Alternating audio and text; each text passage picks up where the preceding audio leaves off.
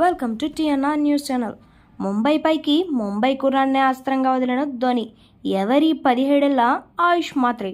దేశవాళీ క్రికెట్లో ముంబై తరపున అదరగొట్టిన ఆయుష్ మాత్రే ముంబైతో జరుగుతున్న మ్యాచ్లో సిఎస్కే తరపున ఐపీఎల్ డెబ్యూ చేశాడు.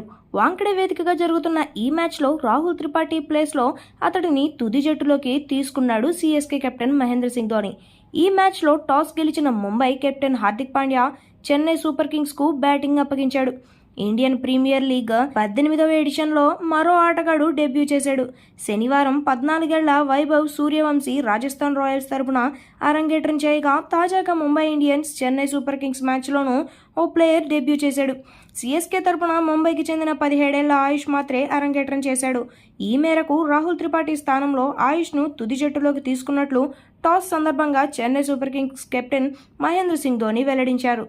కాగా 17 ఏళ్ల మాత్రేకు దేశవాళీ క్రికెట్లో ముంబై తరపు నుంచి రికార్డు ఉంది. అతడు 9 ఫస్ట్ క్లాస్ మ్యాచ్ల్లో 2 సెంచరీలు, 1 హాఫ్ సెంచరీతో కలిసి 504 రన్స్ చేశాడు. ఇప్పటికే 7 లిస్ట్ ఏ మ్యాచ్లో 2 సెంచరీలతో 458 పరుగులు చేశాడు. గత అక్టోబర్లో ఫస్ట్ క్లాస్ క్రికెట్లో అరంగేట్రం చేసిన 17 ఏళ్ల ప్లేయర్ తాజాగా క్యాష్ రిచ్ లీగ్ అయిన ఐపీఎల్లోనూ అడుగుపెట్టాడు. సిఎస్కే కెప్టెన్ రుతురాజ్ గైక్వాడ్ గాయంతో టోర్నీ మొత్తానికి దూరమైన విషయం తెలిసిందే. అతడి ప్లేస్లో ఆయుష్ను సిఎస్కే తీసుకుంది.